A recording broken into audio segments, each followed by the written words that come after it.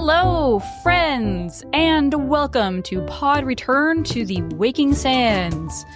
We are a Final Fantasy XIV companion podcast where we explore the lore and story of Hydaelyn and beyond. My name is Jen, and I'm joined by my co-host and researcher. I'm Levi. What's up, Levi? What's up, Jen? What's up, Jen, actually, is that we are going to go today part way through the Parting Glass quest. Oh, we're doing the Deathly Hallows strat. Part 1. What is this reference? The final book of Harry Potter in the movies, they split it into a two-parter. I see. Yeah. Thank you for that trivia, Jen. You're very welcome. I will throw it in the trash. Speaking of trivia, no, it's...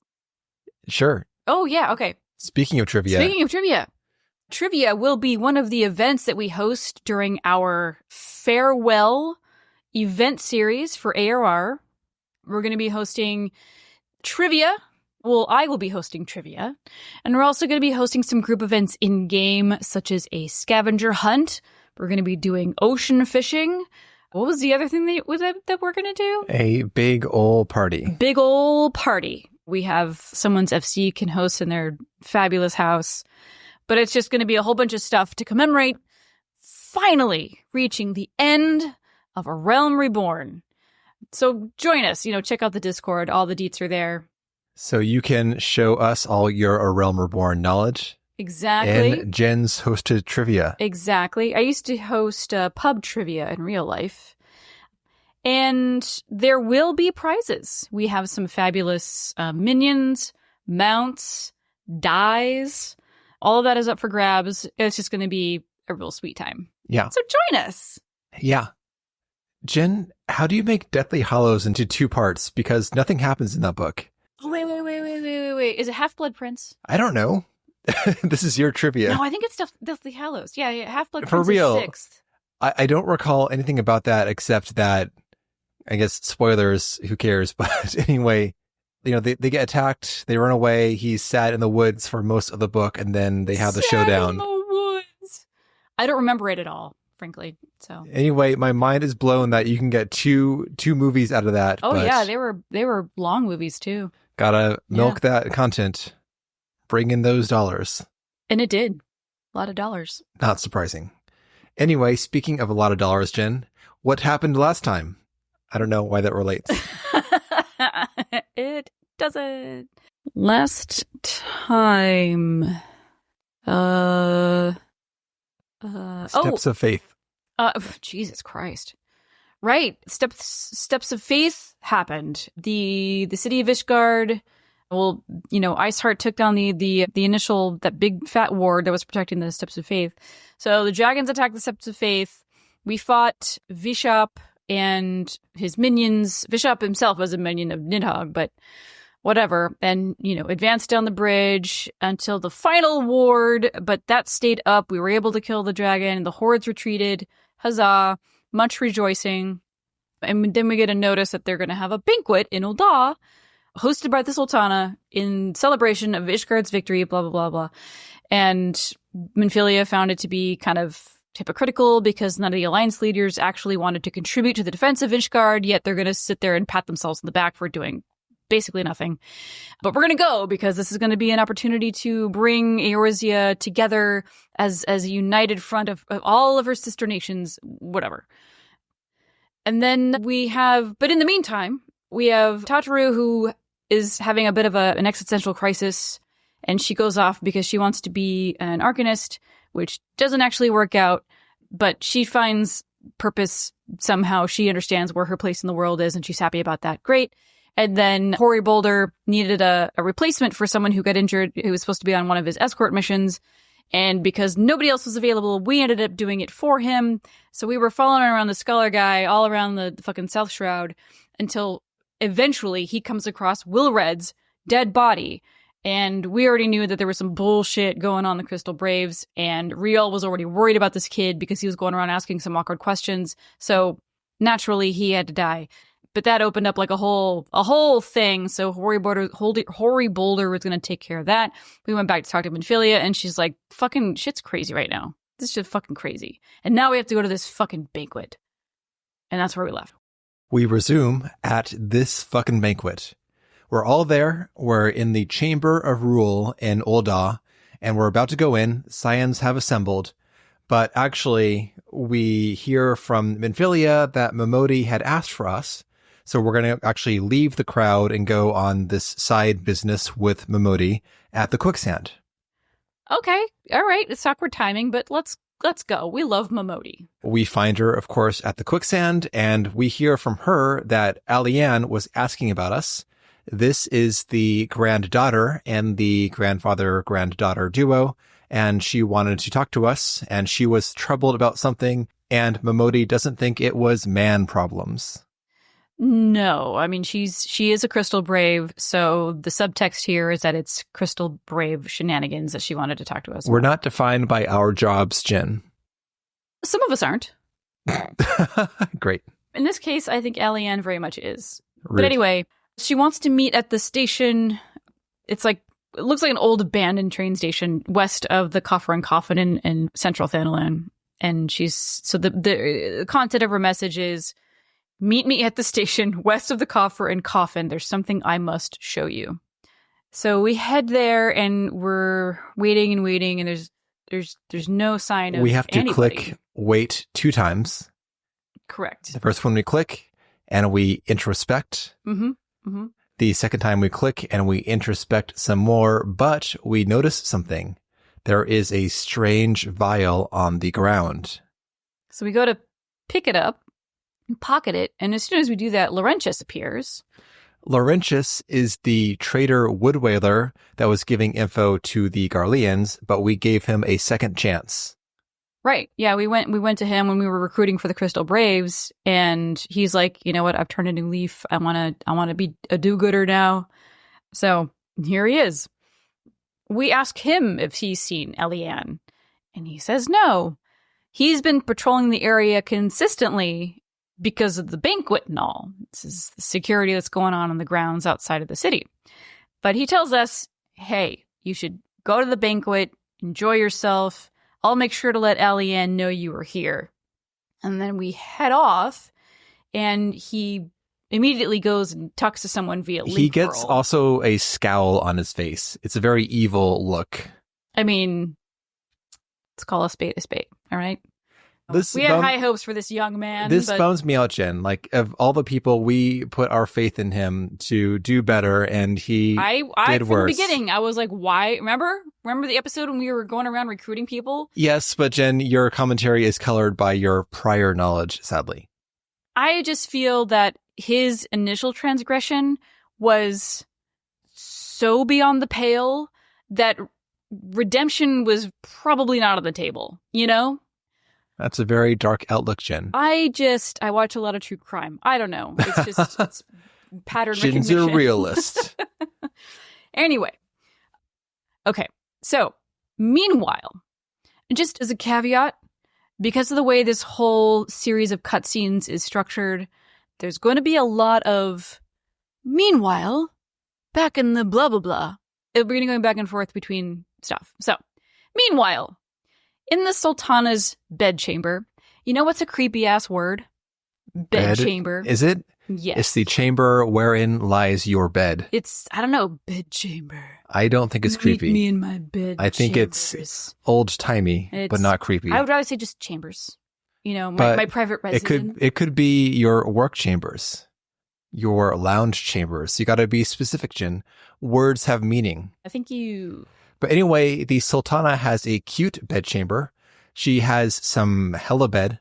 It is covered in, it looks like a rug almost. This is a very thick hanging cloth from the 4-poster bed. It has a matching bedspread, matching cushions, well, pillows actually on the bed. And also she has a plush chocobo and a plush Moogle.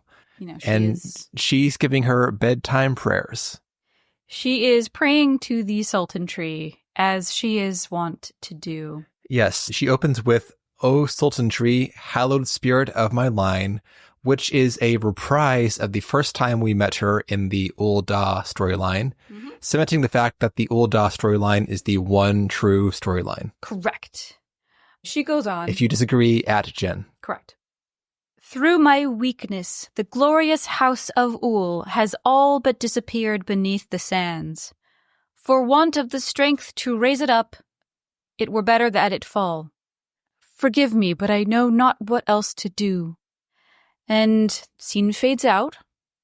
We return to the quicksand to show Momodi the vial that we found. Just wanted to say that it's been a long time IRL since we last checked in on the Sultana. This is essentially part of the plot for her to abdicate the throne and to give the power to the people. She's essentially apologizing to her ancestors for turning her back on her house, in a sense.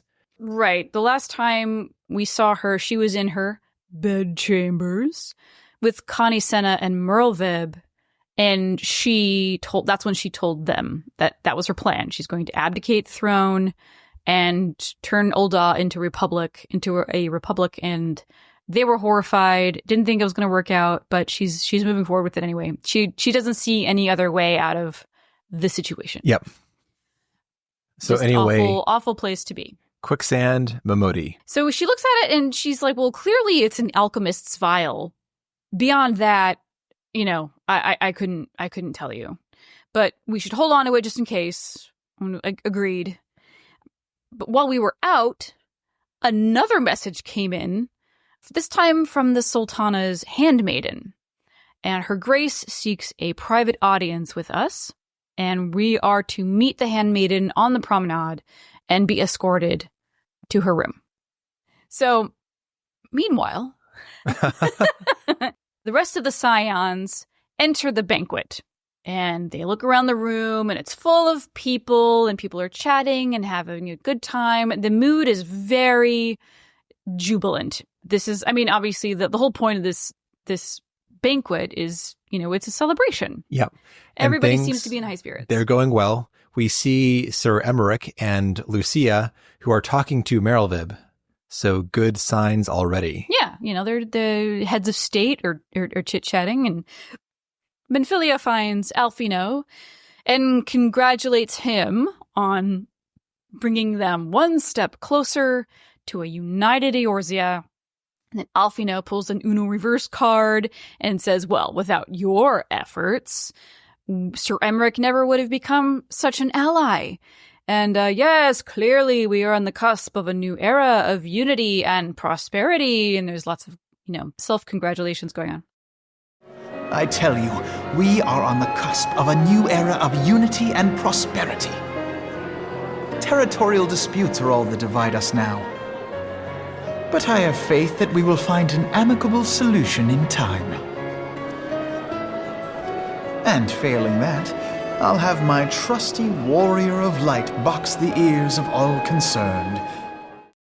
I remember this line from my first playthrough, Jen. This stood out to me in particular. I'm not your fucking guard dog, okay? Well, also, though, this is the epitome of the pride before the fall. Yeah. He's acting all smug, all like, I got my pet warrior of light. Yeah, the vibes are like, we did it, guys. This is peak A Realm Reborn Alphino in this very second. The rest of the way, yep, totally.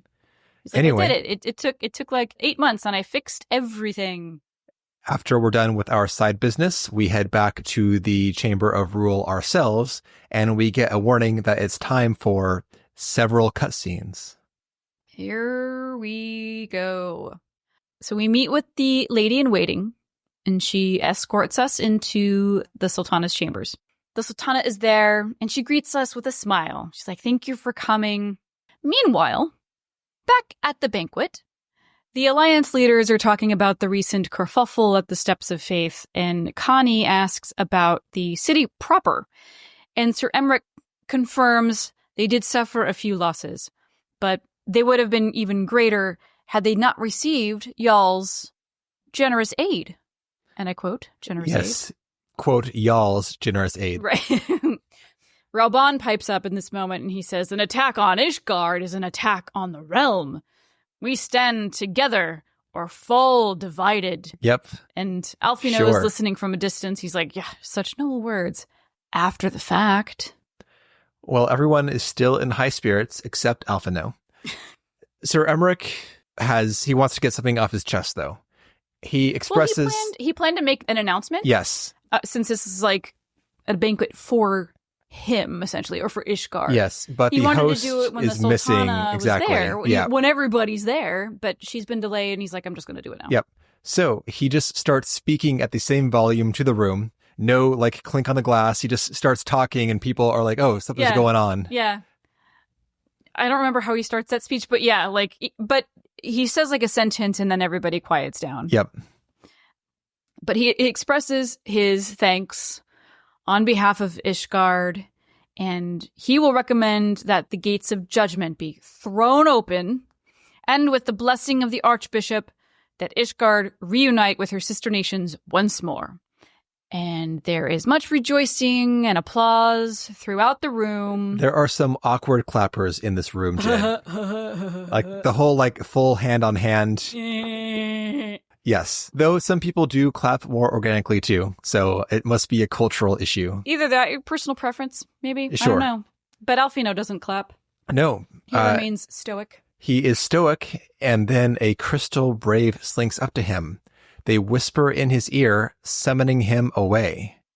And Menphilia is like, is aught amiss, as she says, you know? And he's like, nope, everything's fine. I'll be right back. And he joins a group of braves in a side chamber who are led by Jin's favorite Lalafell, Yu Hase. Here we go. When he walks in, you wished a word, Yu Hase.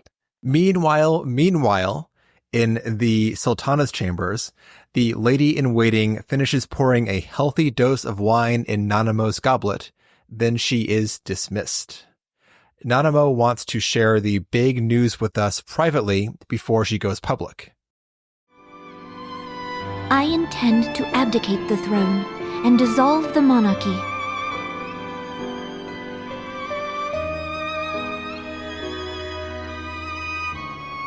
You have seen for yourself the storm of turmoil that howls through our streets. The government fails in its responsibilities, and my subjects suffer the consequences of our incompetence. But I will see them suffer no longer. The victory feast shall provide the stage on which I declare the dissolution of the Sultanate. 'Tis mine intent that the ruling class of our golden city should take its place beside the common man in a fair and equitable republic. No more shall this nation bow to the whims of a privileged few. Our character seems very unperturbed by this. I don't know about you, Jen, but I gave her a straight face during this huge revelation. Yes, I don't think... Is this the first time we've heard of this? Yes. It's all been in meanwhile cutscenes until now. Yeah. So my character also remained pretty straight-faced. So what I think is the thing going on here, Jen, and this is hearsay, don't quote me on this, but I recall reading that in the early days of the game, the devs wanted to keep the Warrior of Light kind of like a blank slate, and later on they started to give them more personality. Like if this were in a current day cutscene, we probably would have been like, what? Exactly, yeah. We become more expressive over time, but we are very apathetic during everything that's going to happen here. I mean, also, this is like the monarch, and it's not like we're besties, you know, getting, you know, wine drunk or whatever. We're the Warrior of Light. She is the monarch, and she's confiding in us that this is her decision. It would have been, I think, completely unprofessional to like make a face and try to like, you know, non-verbally pass judgment on her decision.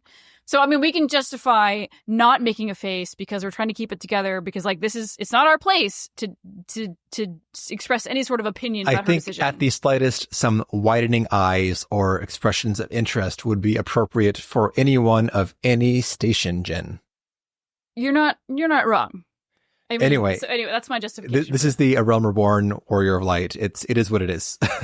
But anyway. Yeah, I mean, it's not even like a head, like normally we would do like a head turn or a head tilt, like come again?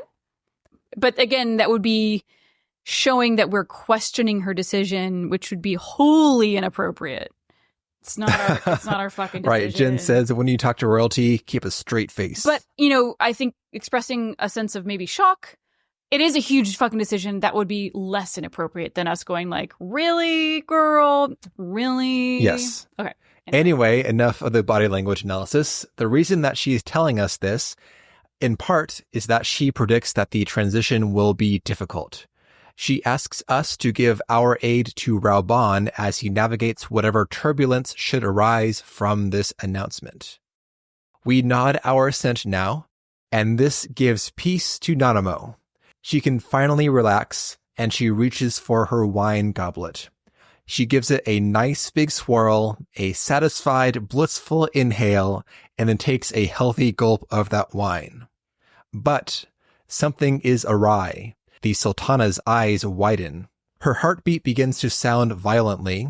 She drops the goblet on the rug and clutches her throat. Raoban, in the banquet hall, almost seems to hear this impact. He turns around amidst the crowd, sensing something is amiss. Mm-hmm. But back in the Sultana's chambers, our character is not sure what to do. We stand up and are a bit petrified as she trembles and gasps violently, then collapses out of her chair onto the ground, her tiara clattering across the floor. Seconds later, the chamber door bursts open. Teleji Adeleji and a squad of brass blades enter. He is extremely shocked by the scene that he is beholding here. Seeing no other culprits, he looks to us and accuses us of regicide. So he commands the blades to arrest us, and we see ourselves looking very taken aback. We're paralyzed by everything going on. This happened so fast. Yes. Like 12 seconds. And also behind, so Teleji Adeleji and his fucking brass blades and the lady in waiting are all in the room now. She has returned. We go back to the other chamber with Alfino and Yu Yu Hase and the Crystal Braves. Before Yu Yu Hase can even say a word, a Crystal Brave appears behind Alfino and puts a sword against his neck. And one of the group speaks, "Sir," speaking to Yu Yu Hase, "barring a few exceptions, we have detained all those with allegiance to the Scions. The Rising Stones is also under our control." And Alfino demands to know what their intentions are. And Yu Yu Hase looks at him and says, "What we've been working for all along. The salvation of Eorzea." Meanwhile, back at the banquet, Teleji Adeleji, and he's got a whole group now. Now it includes a handful of temple knights. He walks into the banquet and the crowd is quickly silenced by the intrusion. This is highly irregular. Raoban is quick to react. "What is the meaning of this?" And Emmerich notices the temple knights and says to himself, "Well, this doesn't bode well." Teleji says they have received an urgent message from the Holy See. Apparently, the Dravanians have resumed their assault, and the knights have come to escort Emmerich back to the city. And Emmerich is like, suspicious? Yes. This is really convenient. As is Lucia. Oh, yeah. She walks up. She's like, "Bro, this is bullshit, right?" And he's like, "Yeah, I think it's bullshit." So as much as they found it to be completely like dumb, like something is super fishy here. Emmerich shoots a look at Teleji, but then he leaves because he's a professional. As he walks out, Teleji grins smugly to himself. Outside. Meanwhile. So we're on a balcony now. Thancred is chatting up a Mikote lady. His recent conundrum has not tempered his predilections. Yeah, add another one to the pile who gets all pissed off. He overhears a fracas, though, in the courtyard below. A rebel? And soon afterwards, 4 brass blades rush out to encircle him. And he can tell that something is awry. Instinctively, he reaches behind his back. Yep, and the lady slips out, also seeing things are not going to go well. Good girl. This whole series of scenes, Jen, is full of Thancred witty remarks. Thank God. He's the comic relief in all this, pretty much. The Blades accuse him of practicing espionage on behalf of the Garlean Empire and practicing forbidden arts. Thancred explains away his Ascian troubles. He thinks they might be talking about his Ascian business, but also has not dropped his guard whatsoever. Yeah, he was like, well, if you're talking about the Ultima Weapon stuff, where he was possessed by La Habrea, he's like, I was possessed. But yeah, they're like, you know what? The Brass Blade who accused him said, we have been interrogating an Imperial prisoner, and they have fingered you under interrogation. And they have also received reports of him practicing forbidden arts, whatever, just trumped up charges, man. So they draw their swords and demand that he come with them. And he's like, nah, bitches. And he draws his knives and they get to kämpfen. And the scene They get to fades kämpfen. It's fighting in German. I don't know why I went. Back in the banquet hall, Raoban has had enough. Yeah, I mean, so now there's everybody's shit's fucked up. What is happening? This is weird. Yep. So the whole crowd is murmuring to themselves and they're confused. Raoban steps up to Teleji, calling him out for bringing armed soldiers to the celebration and ejecting state visitors without her grace's consent. He shows contempt for the throne with his every act. Oh yeah, responds Teleji. Well, it was not I who feasted while an assassin removed the occupant of said throne. Everyone is confused and alarmed by this proclamation. That's right, Teleji goes on. He caught the assassin, the vaunted champion of the Scions. Minfilia protests, but he tells her to save her breath. She and her entire order are to be tried for this. He now summons in the Crystal Braves, who, led by Ilberd, haul us, the Warrior of Light, in, manacled, or otherwise bound, and cast us to the floor. Mm-hmm. Very, very aggressively. And if the crowd wanted further proof of our crimes, he found this vial on our person containing traces of poison. So thank you, Momodi, for that. Yeah. So, I mean, Ishtola is watching this. She's like, oh, that's convenient. Yes. Exactly. There's also no chain of custody of this evidence. Oh, yeah, exactly. Yeah, Laurentius just pulls it out of his pocket. Yeah, we found this on her. Says who? Yeah. Says fucking who? Anyway, though, Teleji now lays out his whole master plan, and I have to say, Jin, his facial animations and gestures here are delicious. Yeah, you want to punch your monitor. It's so over the top. He's so vile. The scheme, as he describes it, is that the Scions are using their dark magics to ensorcel the Alliance leaders, to divide their forces with a ruse about Ishgard and the dragons and all that nonsense. And then, while the forces are so divided, our Kurthan allies, the Ishgardians who were truly allied to, are going to swoop in and conquer Eorzea. So he's doing this whole master plan, spewing his bullshit here. But during this whole thing, Raoban is not paying attention. His eyes look haunted. He is not taking news of the Sultana's death well. He can't believe it. He's still very much hung up on, he's just like, there's no way. That's not true. And he's struggling with this news. He does not believe it.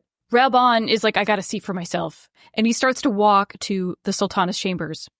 But Ilberd steps in front of him, and he demands that Ilberd step aside. And Ilberd tells him, I saw her with my own eyes. Don't bother. Save yourself the heartache. And take comfort, I guess, in the fact that the poison took her very quickly, according to her lady-in-waiting.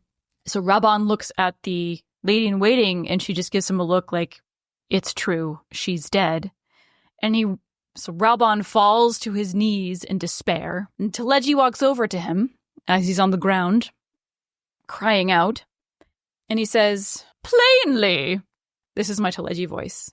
I can tell. Okay. The royalists can no longer be relied upon to keep our nations safe, and so it falls to the monetarists of the syndicate to govern Ul'dah. But should you wish to help us, General, we would be more than happy to entrust the task of planning Her Grace's funeral to you. Somehow, this cretin has spewed more inflammatory, fallacious garbage in the span of a few minutes than in influencer trad mom on TikTok. Burn. He continues as if he hasn't twisted the knife enough. It seems only right that you should bury your precious Sultana, and we will be glad to be rid of that burden. So Raubon looks up at him. Yeah, he goes from the denial stage of grief to anger. Oh, there is poison of his own in his expression to Teleji right now. And he says, you more than anyone, and accuses Teleji of being the murderer. You scheming fuck. What rot! Though I did have sufficient motive, 'tis true. That young lady caused me no end of grief. She always was a most unwilling puppet.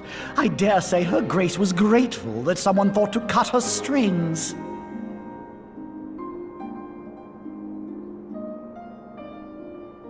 You would mock her, then mock her from hell!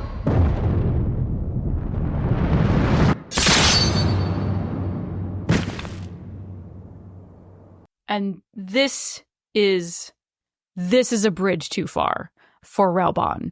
And he screams. And he draws his swords. And in the fucking awesomest way. The room is turning red. Oh my god. No, this is like, we're seeing everything through Raubon's eyes. And he is just awash in manic rage. And he draws both of his swords and eviscerates Teleji. Like, bro is dead instantly. And if there were gore in this game, like, he would be 2 pieces right now. Yeah. Straight up. So Raubon is in full rage mode, but Lord Lolorito challenges him. He is not reading the room. He chides Raubon that it is forbidden to draw steel in the royal chambers. You can't do that! Much less slaughter your fellow syndicate members. You're not allowed to kill other people in the syndicate! But Lolorito is also in on this tricksy BS because he goes, wait, gasp. You're one of them. You've been in league with the Scions all along. Oh, okay. Yeah. Wait, you see what just happened to the other little guy? Bro? Raubon turns to Lolorito now. He's still just completely like fucking, he is hulked out. And he turns to Lolorito and he says, you're next, you scheming bastard. And he rushes Lolorito with his swords raised. But Ilberd jumps in front of him, brandishing his own sword, and raises it up at the perfect moment and slices Raubon's left arm clean off. And he wails in pain. The arm goes flying through a table full of wine bottles. During this, Merylvib cries out in anger. 7 hells. But her personal guard tells her that things are getting way too hot in here. We gotta go. And she's like, fuck. So she and Kanisena are escorted out of the area before anything bad can befall them as well. Yeah, pretty much everybody is gone at this point except for the Scions. Also, the crowd flipped out once Raubon cut down Teleji. Oh yeah, as soon as Raubon did that first thing, then all of the riffraff left, and it was just basically the Alliance leaders and the Scions. Yep. And fucking Lolorito.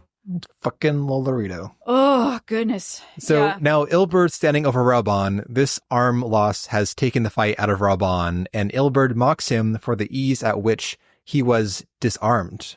Oh my... Get the fuck out. Get the fuck out. This is my podcast now. This comes full circle, because it was like, I don't know how, like 6 episodes ago that there was like I'd rather take a friend's arm than turn my back against a friend or something like that. Yes, that's how it went. So Ilberd, he's looking down at it. It's, I'd rather lose my arm than turn my back at a friend. Something like that, yes. Yeah. Anyway, though. He says, so the quote, he's looking down at Raubon, and how unlike you, old friend. I did not expect to take your arm so easily. And Lolorito, he demands that the Scions be taken into custody on the charge of regicide and that Raubon be arrested. And Raubon snarls at Ilberd and tells him, I hope you choke on their coin. And Ilberd looks down on him again, saying, not everyone can abandon Alamigo and become wealthy war heroes. As soon as you took your position next to the Sultana, you became castrated, like a bull sent to slaughter. A useless fucking bull. And he kneels before Raubon, so that they are now eye to eye. And he asks, do you want to know who really killed the Sultana? Raubahn knows it before he can even say it. And he says, it was me. And once again, things go red. This has reawakened Raubahn's anger, which I think is what Ilberd wanted. Oh, yeah, no, like the gloves are off. Also, he doesn't have an arm. And I think all of the repressed bitterness towards Raubahn is coming out of him in this moment. Like he is a man untethered. I mean, they both are. And it's frightening to behold. So Raubahn grabs a sword with his remaining hand and tears through the hall after Ilberd, who coyly darts around Raubahn's swipes. Raubahn is so mad he kicks a pillar at Ilberd, but Ilberd counters with his own sword shockwave, blasting Raubahn back towards the Scions. But Raubahn takes this opportune moment to slice the bonds of the Warrior of Light and tells us that he never doubted us. He tells us to go, clear our names, and find out what truly happened here. So we leave Raubahn and Ilberd to their duel, fleeing out into the halls, and we soon run into Thancred.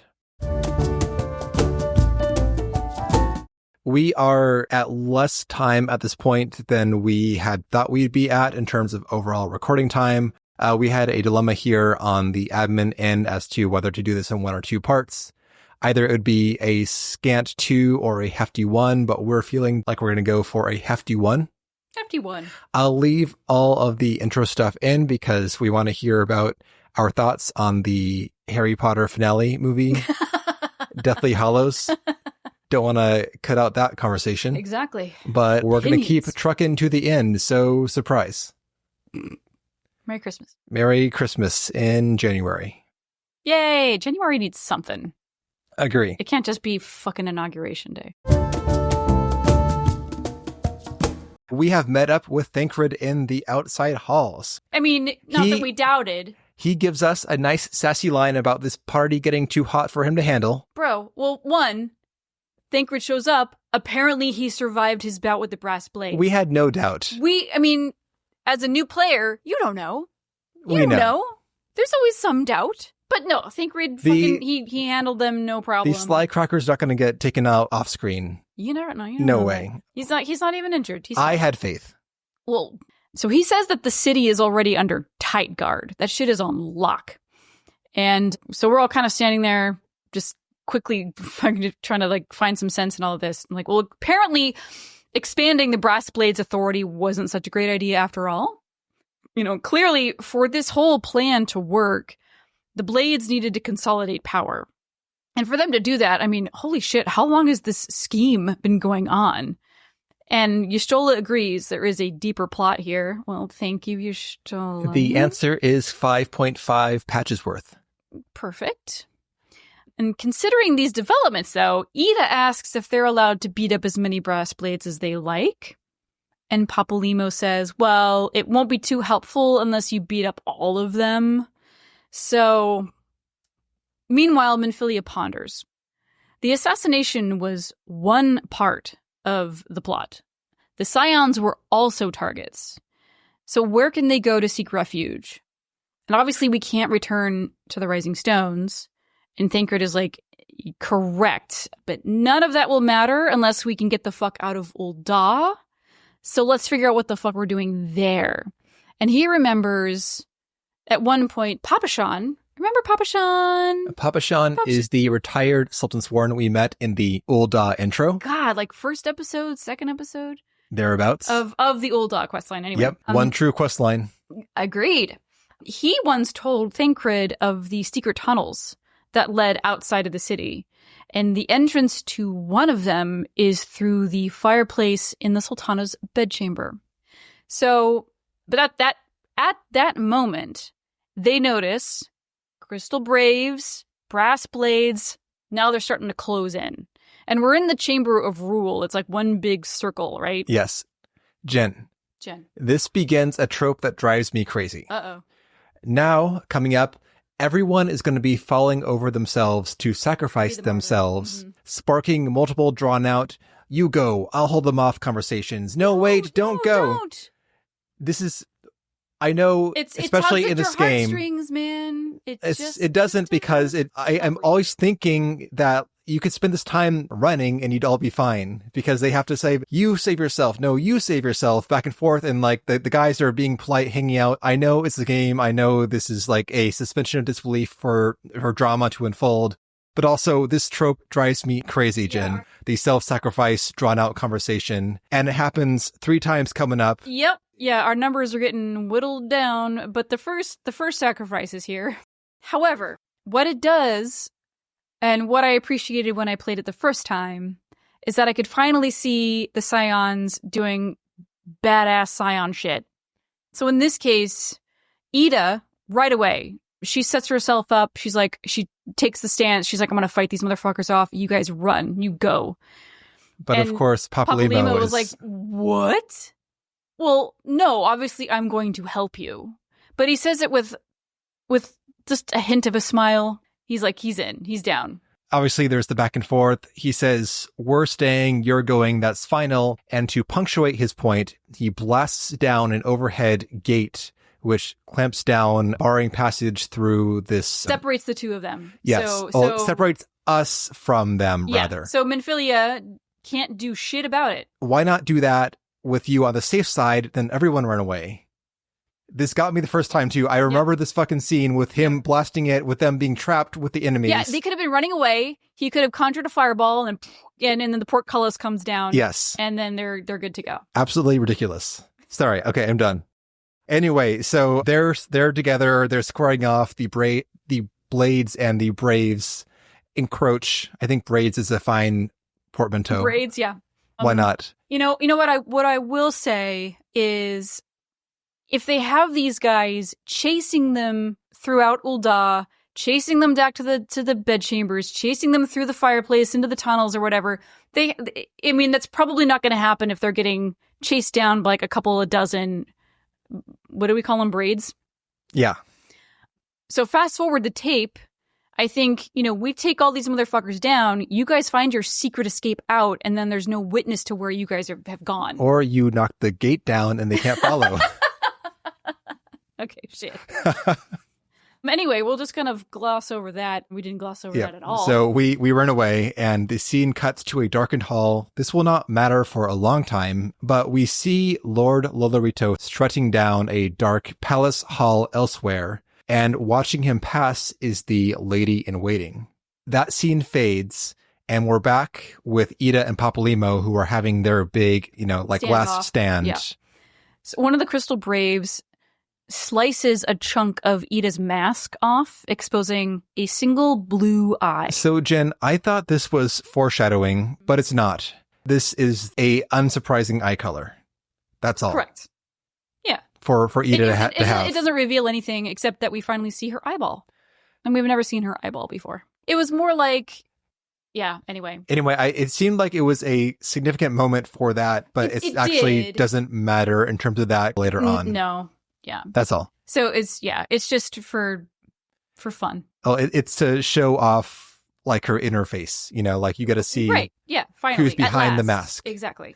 Though when I was looking to confirm the correct eye color, people had apparently, like Lalafels had gone up to her idling character model and looked straight up, and they had confirmed the eye color back in the day before this happened. Oh my God, no way. Yes. So that's all. I found screenshots. I found screenshots of people up masking Ida to see her eyes. That's all. Anyway. Get after it, people. So they are standing against the waves of blades. They defeat the first round. No problem. But another wave comes in. Show up. They're out. They were outnumbered before, but now it's ridiculous. So Ida looks to Papalymo and she says, I'm sorry for dragging you into this. And Papalymo says, well, it's not the first time, and I'll be damned if it's the last.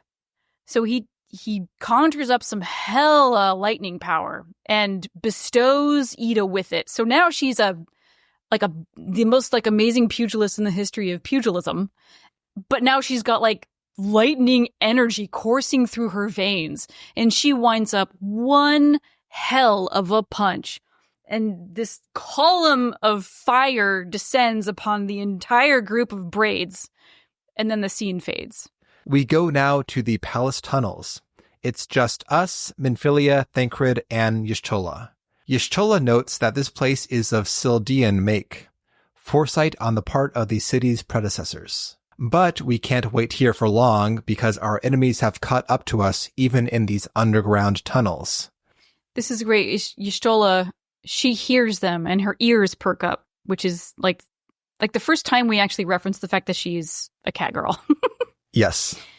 Anyway, so Y'shtola tells me I think that Y'shtola is probably one of the most underutilized scions to date in terms of the screen time she's gotten outside of the Limsa intro. Yeah. We didn't mention it, but in the banquet, when Ilberd tosses Relbound across the room, she conjures like a shield that stops him so he can do like a and land on his feet. But that's like the first time, honestly, we've seen Y'shtola like conjure fucking anything. Yep. Y'shtola hears these motherfuckers approaching, and I'm like, well, I guess these tunnels aren't as secret as they were supposed to be. Y'shtola tells Minfilia and us, the Warrior of Light, to go on, and she and Thancred will take care of these guys. And Minfilia is again like, no, like what are you going to do? And Y'shtola says, only that which is required to ensure that the dawn's light survive to brighten the morrow. She loathes the idea of leaving behind yet more of her friends, but Minfilia continues her escape with us. So Thancred and Y'shtola turn to face the incoming rabble. The plan for them is that she is going to bring down the passage, blocking it entirely, and Thancred's going to hold off the attackers while she does her spellcasting. So she starts to intone some magic, and Thancred does some sick-ass moves, but he is struck by an arrow. He throws a dagger at the lantern of the attacking braves and or blades. It descends, they all are just, now it's dark. Yeah, so it takes away their ranged advantage. Mm-hmm. But he cries to Y'shtola that they're short on time, but she's almost done. She says, forgive me, Mitra, who I'm pretty sure we don't know of, is her half-sister. Mitra, we met her on the summoner quests. Yes. Yeah. We did, but that's for summoners only, not for Jin Pop. Okay. But yes, anyways. Yeah, if you did summoner shit, then you know who Ymitra is. Yep. Yeah. And then she brings the ceiling down upon her and Thancred's heads, and they fade away. We're now here with Minfilia, running further, but a blue light swishes past Minfilia. She speaks to the empty space. First surprise, then acceptance. It is Hydaelyn calling her. She too must sacrifice herself to save us. We must go on, for we are the Warrior of Light. So without further aside, she just runs down a tunnel out of sight. She's like, you need to survive. You are the hope for the realm. Bye. Bye. And runs back bye. Down the dark tunnel. Yeah. Yeah. Just right after hearing the huge explosion that Y'shtola summoned. We don't know what Hydaelyn said to her, man. Correct, we don't. You know, they've got a special thing going on. And we don't? We do, but it's different. It's a different special thing. It's different. Minfilia, she's more special than we are. Rude. When it comes to Hydaelyn. Hydaelyn's special girl. Yeah. We're a special girl, but Minfilia is bae. We eventually emerge at the Sildian excavation site in central Thanalan. Alphino and an unknown Lalafell come running up to us. This guy is a little guy, obviously, but he has a big horned helmet. Yes, it's got two bull horns on the top of it. Obviously, this is an Uldan guy. And Alphino takes a moment to curse Teleji. Damn that man! Teleji played me for a fool! I thought the crystal brave's mine till the very moment I felt the blade at my back.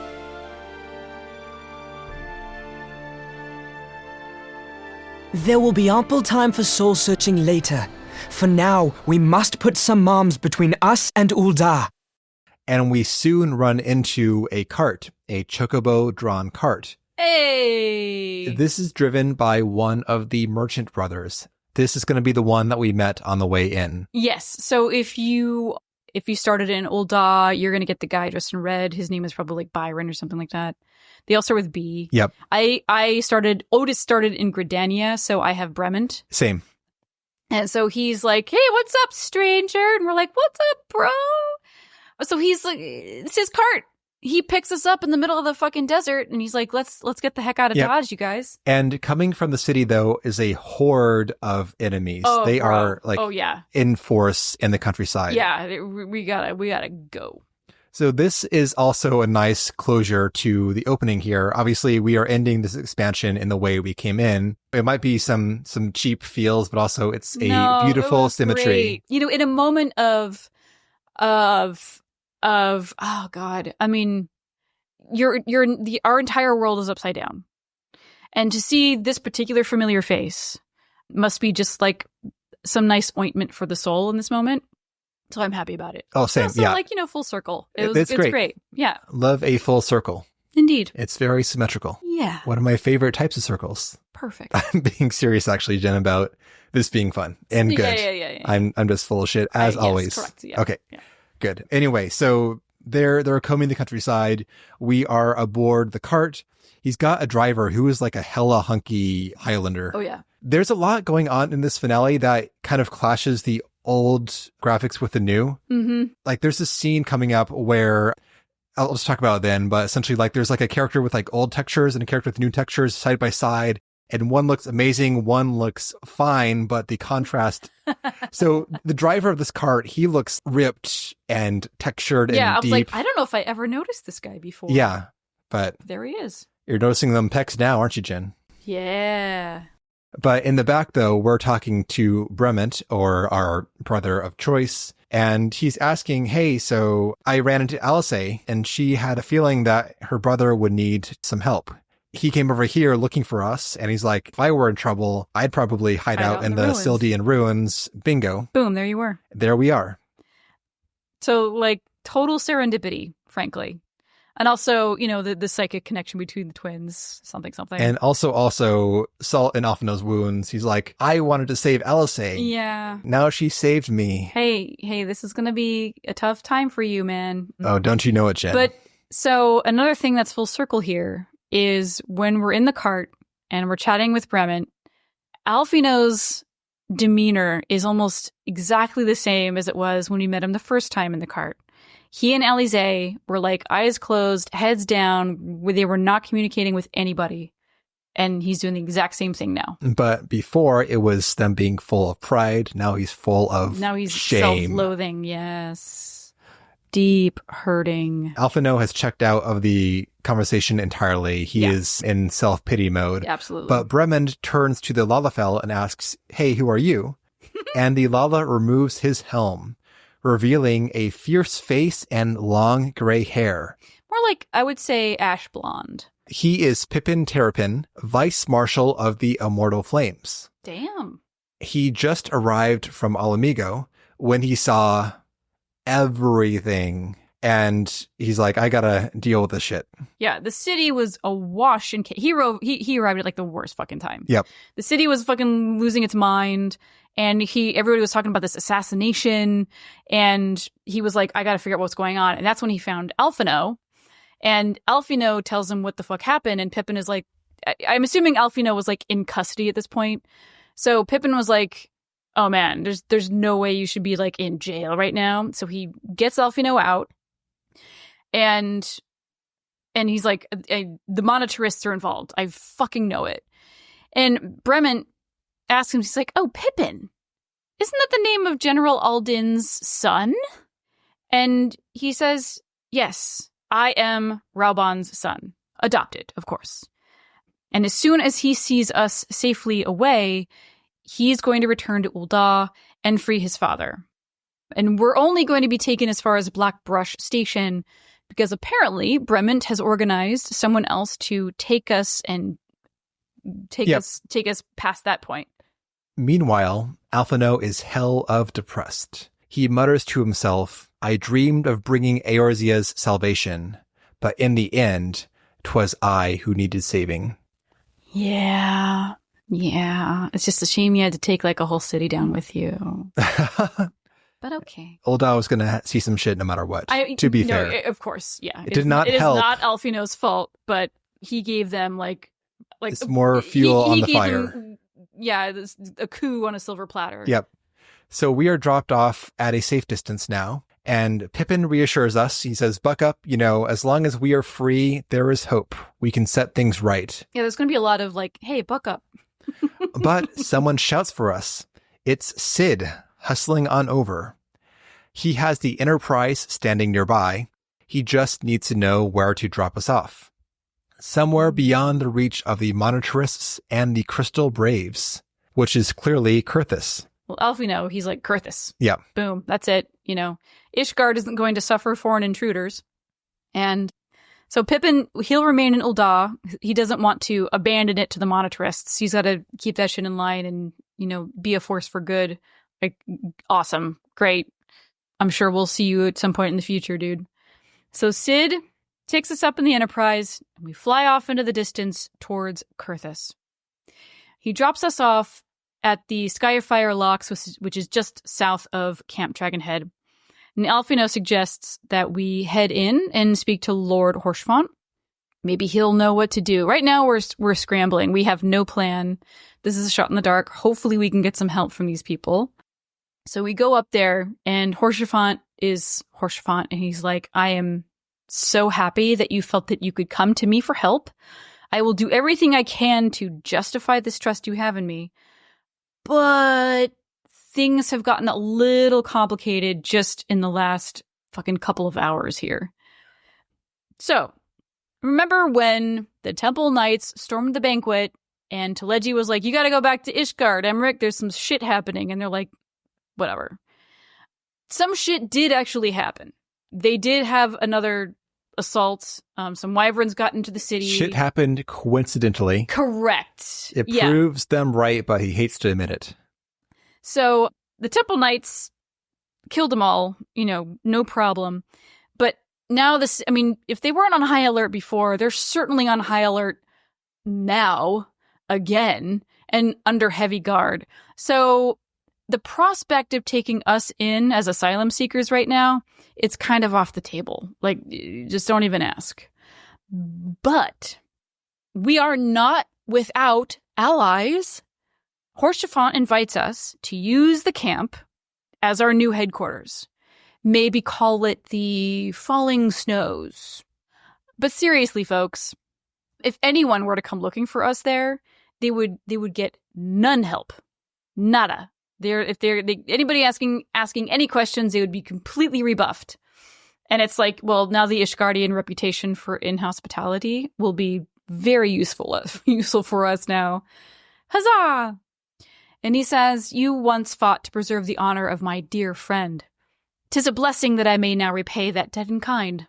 Horshfont is telling this to us personally because Alfino, the camera shows us, is just sitting in a chair, head slumped down. Over. There's a lot of him just wallowing right now. But Horshfont tells us to meet up with our companions. I'm like, who the fuck else? We go into the intercessory, and Tataru is there. Oh my god, Tataru! I forgot about Tataru. Wow. It was okay. So rude. So oh my god, and she's just overwhelmed at the sight of us. She's like, "Thank God you're safe," and she starts crying. And this poor baby. Oh god. And she tells us that she's been trying to reach out to the others. She's gotten no response. Well, remember when we were hanging out with her in Costa del Sol, and after she got like her butt ton of blood pearls and whatever, she's like, I'm going to go off to the markets with Flamine. I'm going to do some shopping for the Scions, whatever. So while she and Flamine were at the markets, they got attacked by the Crystal Braves. So Tataru ran. She just ran until she couldn't fucking run anymore, and she got totally lost. Thankfully, Yugiri has been there. Obviously, she's hanging out in Limsa, doing her rogue ninja shit. And she had noticed that the Crystal Braves were being really suspicious. They were not coy about it. But she kept an eye on her and found Tataru and helped her back to Camp Dragonhead. Because someone tells us she saw the Braves acting strangely beforehand and was on high alert. Mm-hmm. And apparently Yugiri is here, who has just ditched her mask and is walking around as a Lady Al-Ra with her horns hanging out, and a extremely anticlimactic reveal. It is an anticlimactic reveal. This got torn off in a fight off screen, and now she's an Al-Ra. Surprise! I would have loved to see like an action flashback. I don't, and then the mask flies off, and we see it lying flat on the ground, and we're like, oh shit! And then we see her at the intercessory later, sure, knowing that 1, she's safe, and 2, now she has a face. We weren't playing during these times, Jen, but I'm sure they were teasing the Al-Ra designs to hell and back for Heaven's Ward, so I don't think anyone is surprised at this reveal. But also, it was played up as being so mysterious, but now it's like, hey, what's up? It's hard for us to... I understand why you're saying that, but like, when we got the Wukalamat reveal, we finally, after years of hearing nothing from the community, but like, we want a Femme Hrothgar, and it was like such a fucking meme for years. And then finally we get one, and we're like, oh shit, we like in the flesh, there she is. I would imagine that moment was probably similar for people looking forward to the Al-Ra race. Possibly. That could be true. It's very striking. Except the devs knew what they were doing with they show her legs only in the patch before, and then we finally get like the curated reveal of the female Hrothgar features, and that is a moment. It's not like, hey, what's up? I'm a Lady Hroth. See you later. Right. So I will also put my black mark upon this Yugiri nonsense. Nothing against her as a person, just about her. Obviously not. Well, after the graphic update, I mean, those scales and horns look fucking awesome. You're not wrong, Jen. They look so good, and her eyes are beautiful.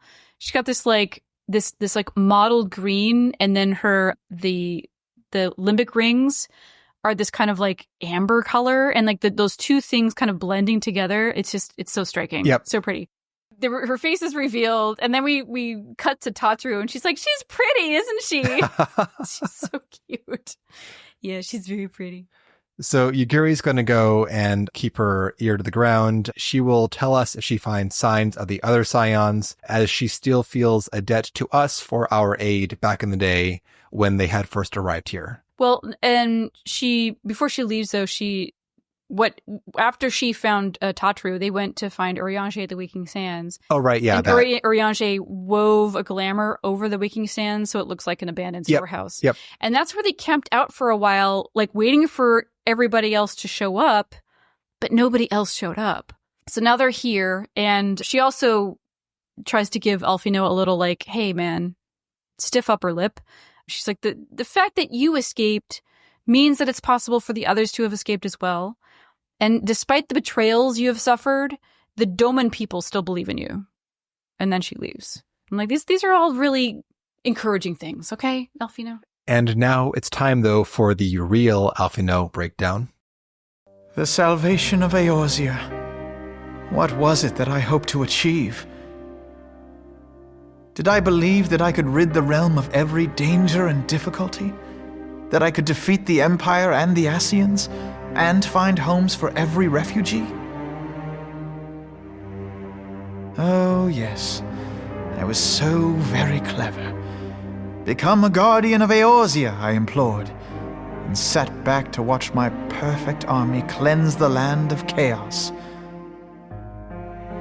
It was all but a means to feed my own vanity. But Horshaphon enters with some comforting hot tea. Could be hot chocolate. Could be hot chocolate. I don't think it's hot chocolate in this day and age, Jen. We don't know. Anyway, we don't know what it is. He enters with some hot beverage. Mugs of hot beverage. And some bracing words. Yes. So, Master Alphino, are you content to remain a broken blade? Is there no flame hot enough to reforge you? Love that. What of the companions you still have at your side? I'm hardly deserving of such friendship, he mopes. I Also, don't deserve friends. Where are we to go? Whatever are we to do? But Tataru steps in with, why not go to Ishgard? Alphino, if I may? Should this place not serve our purpose, then we shall go to Ishgard.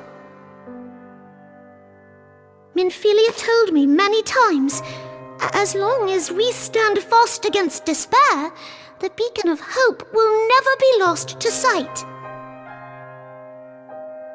Be it in the snow or in the clouds, we few will see that the dawn's light shines again. She so desperately wants Alfino to not feel the way he's feeling. Like, her heart breaks for him. So she's on the verge of tears. And she's like, come on, it'll be fine. So this We was have the each second other. moment where I was like, holy shit, this looks great. And May at the same time, because Tataru looks amazing. Even in her like A Realm Reborn outfit, she still looks fantastic with the graphical update. Alphino looks great too. But Horschifon's poor armor though, it's all still like the blurry textures. Yeah, it's like a So 1D. like, I'm like, God damn, Tataru looks good right now, as does Alphino. Horschiphon, I love you, but you're killing the vibe here. They're going to get there eventually, I'm sure. It's still a work in progress, but Of course. yeah. But her tear welling up, especially, that moment is yeah. in such high fidelity right there. I can feel it. Yep. Anyway, though, her intervention finally gets through to Alphino, and he does buck up a little bit. Eorzea yet has her guardians. The Scions have achieved much. 'Twould be remiss of me to discard it all in a fit of self-pity. Let us then resume our journey together, one step at a time. And credits. Heavens were. Yeah, credits. Holy shit. Screen goes to black. Credits roll. And they, of course, play answers. Yes. This is when I shut my laptop off and I'm like, oh, finally. Nope. Then I Jen, skip the credits and I'm like, no, there's more. you should have known better. God damn it. It's not a lot. The scene It's just returns like a couple of epilogues, yeah. to Ul'dah, where we return to that dark corridor with Lord Lotharito and the Lady in Waiting. She speaks. All has been arranged as you desired, my lord. And he just kind of grunts back at her. He scowls. Yep. Like, I'm not sure this is what I wanted. Well, now we know that the Lady in Waiting is part of the plot. Not a big surprise, honestly. Not a big surprise. She poured the fucking No. wine, but Right. yes. Still some plausible deniability there, but no, she's hella in it. Also, Lotharito is hella in it. And who knows what sort of like side machinations he's got going on. We knew that, at least I knew that when he started to toe the line about the Scion yeah. Oh, you're one of conspiracy. them. Da-da-da. Yeah. Like that, I mean, yes. Yeah, that was obvious that he was also in this coup. I mean, I don't think he and Teleji were like having one-on-ones. I disagree. I think that he told Lotharito the scheme. He's not dumb. He doesn't, I don't think he thinks that the Scions are the dark magic people that was spun in this tale, but he that was straight right. up, like making shit up. He was right on point with the whole like, oh no, the evil Scions are attacking type thing, and also trying to throw Raubon in with them. So maybe he was just very quick on his feet. I mean, that's also true. I mean, But- like peak opportunism. But I think that this scene now confirms my gut reaction, which was that he was scheming too, because he and the Handmaiden are in cahoots also. Cahooty hoots. Cahooty hoots. What, because she's a girl? It's cacooties? Because it's a coup, Jen. Cacooies? Exactly. Okay. In cuckoos? This is stupid. Elsewhere, Raubon is slumped in a cell, his arm crudely bandaged. We see him scowl, and the screen fades to black. That's vengeance burning in his heart. And then, at last, we go to the Asian Void. La Habrea and Elidibus speak in some darkened corridor. Nabrialis is no more. La Habrea responds that, well, it was his own fault.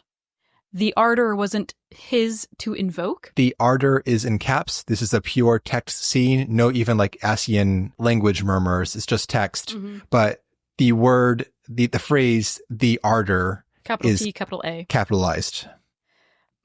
But the fact that he was killed at all is concerning. Duh. They have extinguished that which should be eternal. And, perhaps Nabrialis wasn't totally wrong in taking matters into his own hands. This is Elidibus. Because Speaking. we haven't really gotten any clarification since that weird scene back in the day about what the fuck Elidibus is.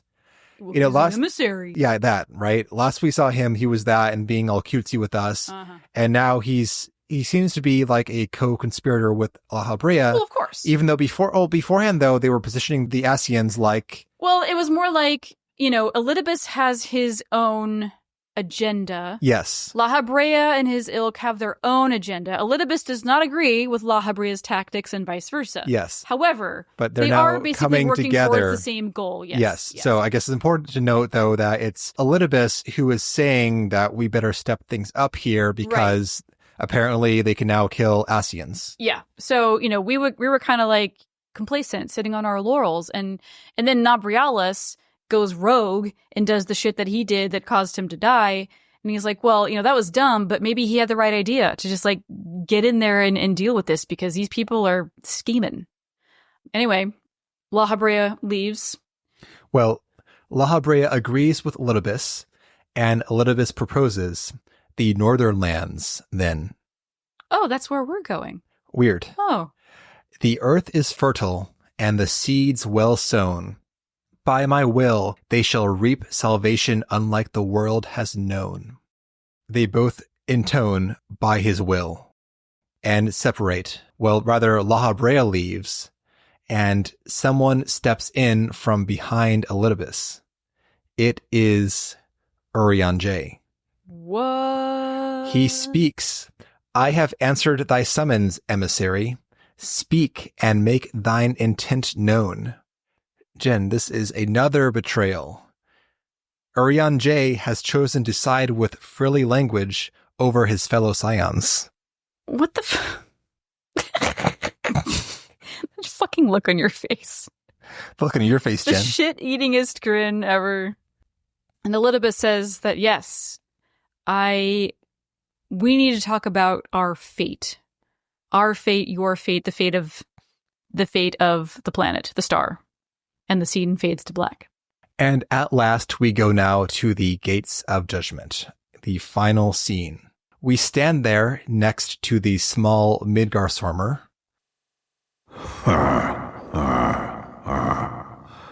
Thou thinkest sanctuary lieth beyond. Delusion, despair, death. Thou shalt find naught else here.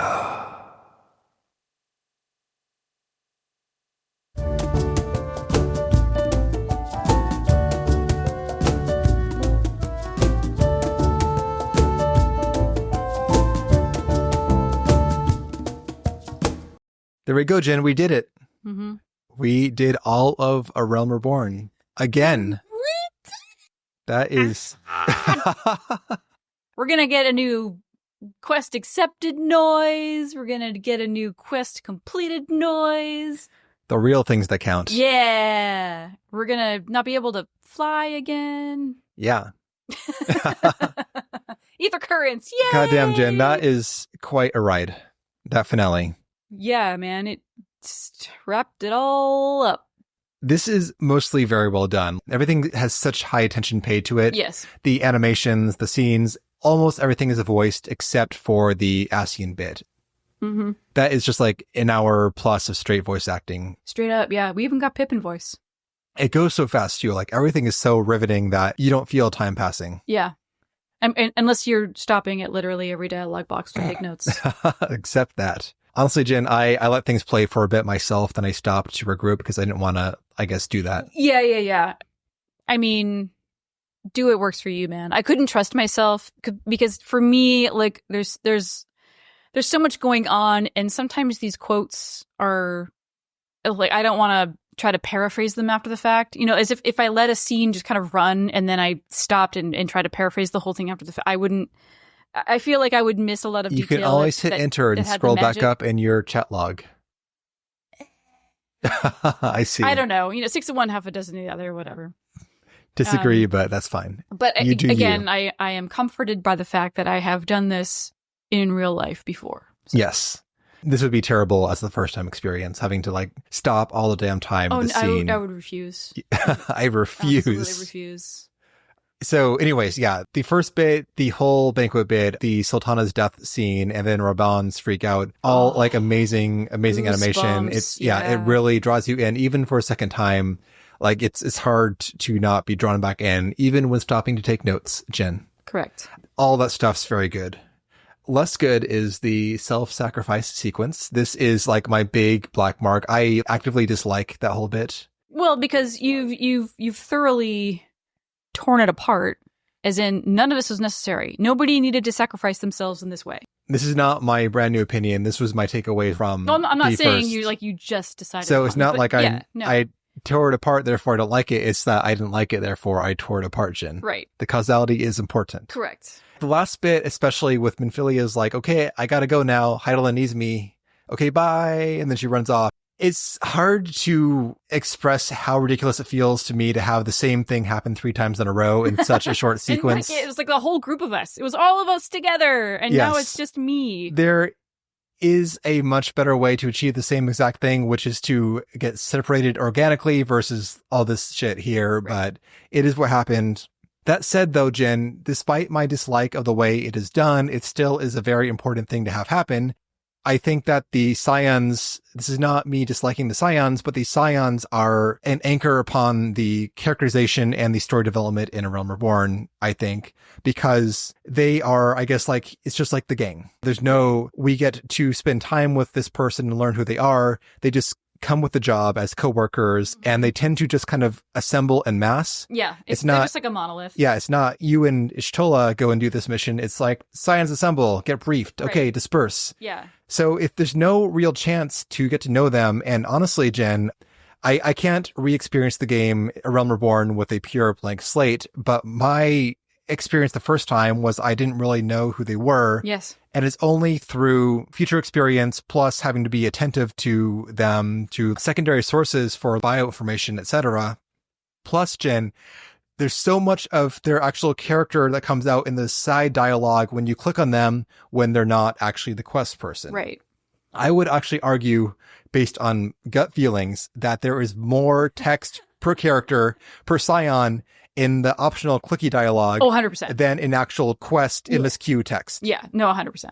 So if you're not doing that shit, you don't get to see their side commentary. That's where Ida shines. Ida doesn't do shit really, except for a couple of cases in the actual MSQ, but she has so much shit to say on the side all the time. Mm-hmm. Point being is that one of the big burdens of A Realm Reborn writing is that just like the squad, capital T, capital S, the squad Yes. that comes and goes in mass. And now we have that pile of characters taken away from us. So we now get to spend time getting to know smaller groups of people in a more intimate setting going forward, which is when I, as a player, began to actually connect with characters more. Correct. Yes. You're able to actually like form bonds and connections, and you feel like you actually have skin in the game that is their life Yes. and the life between the two of you. And that's how you really can feel a sense of loss when shit like this happens. But for right now, I mean, there really is no, it develops, further on in the game, obviously. But yeah, like who the fuck is Y'shtola? Nobody knows. Right. Nobody knows. Point being is that I don't like the way they did it, but I'm happy they did it. Long story short. Yeah, like I said, like finally you get just the briefest glimpse of them being them. Yep. In like the most like desperate and selfless way. Yep.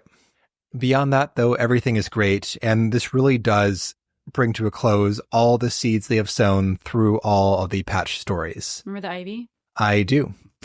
Yes, I do now. The first time, no. This time, yes. The seeds sown alongside the ivy has sprouted. Yes. We're going to reap some And they stuff. entrapped us in their curling grasp.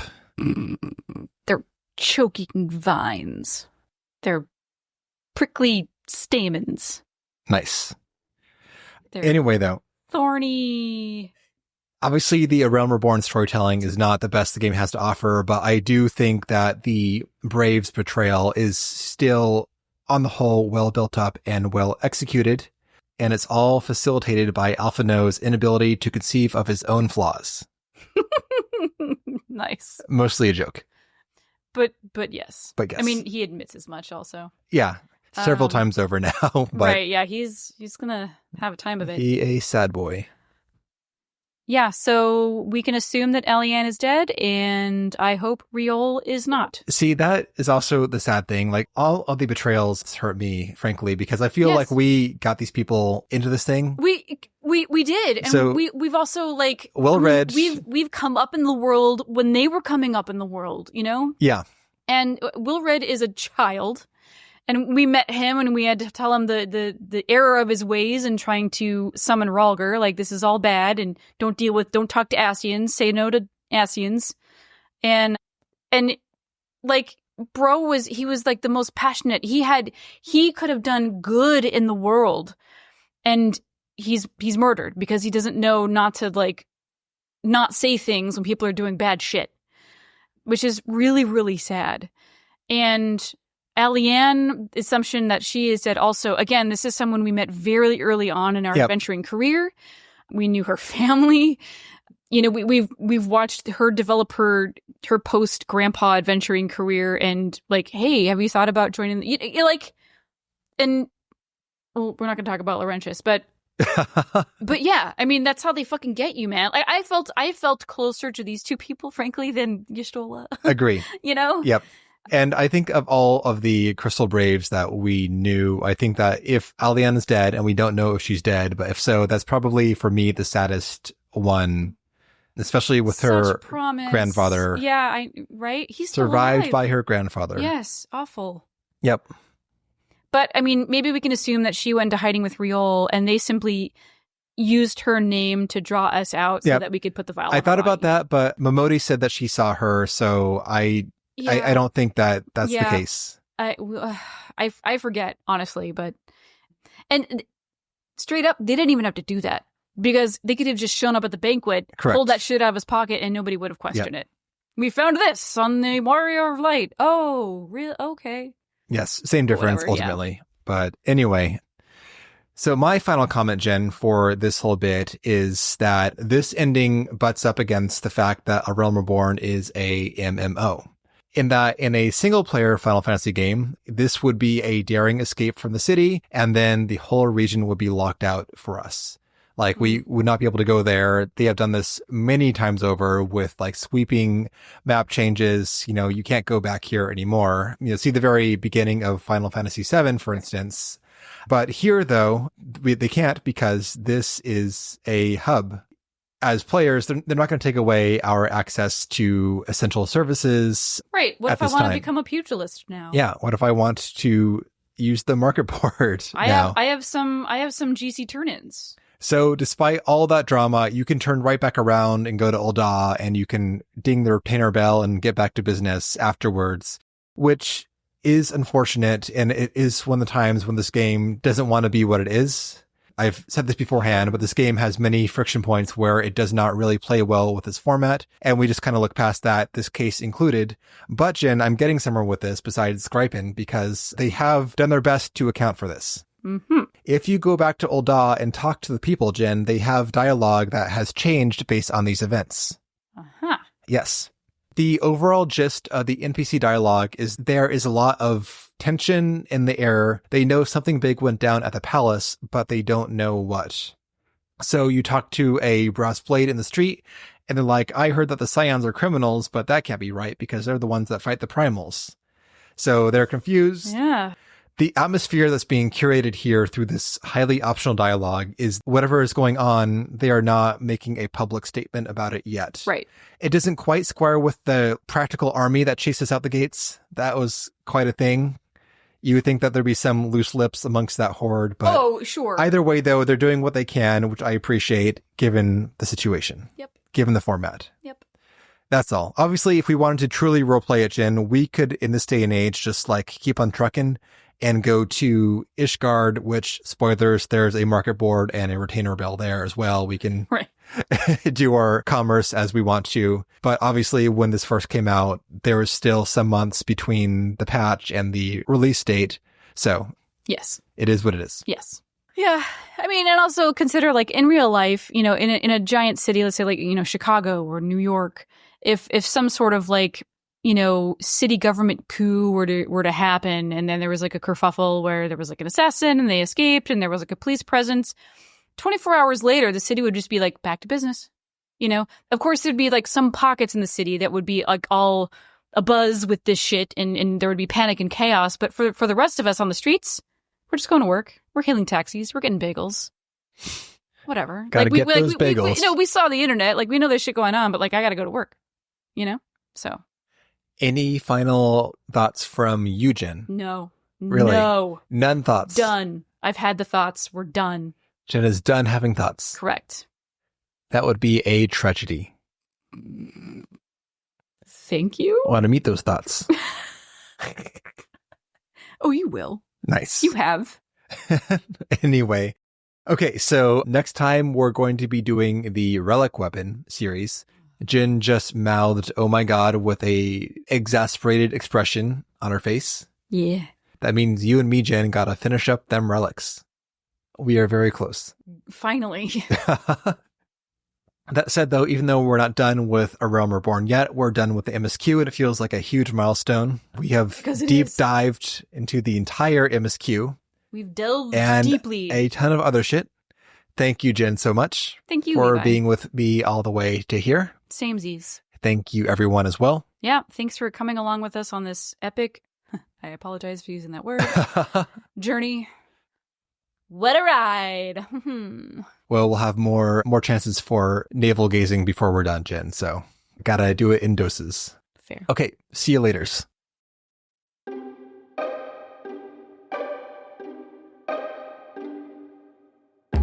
And that will do it for today's episode. Thank you all so much for listening, and also showing up at a banquet and killing a syndicate member if it's warranted. And if you would like to get in touch with us, you can at podreturnffxiv@gmail.com. Check the show notes for that old Discord. You can join us. We organize group runs, share pictures of your glams, your pets, or just engage in whatever conversation. Everybody is super nice, and we would love to have you. We also have our Blue Sky at podreturnffxiv. It's a weird place, but we're there, so check it out. What does that even mean? I don't know. What is Blue Sky?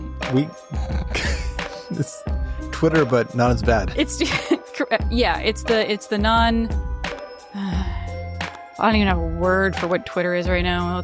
You know, so we're doing the other one, the one that's not that. Anyway. And lastly, our Patreon, patreon.com/podreturnffxiv. And for $1 a month, you get access to everything else we do, which is the seasonal episodes and our Final Fantasy XI series, Vanadiel Van Splainer. So check it out. And with that, we hope you enjoyed the episode. Have a good day or night, and we will see you next time.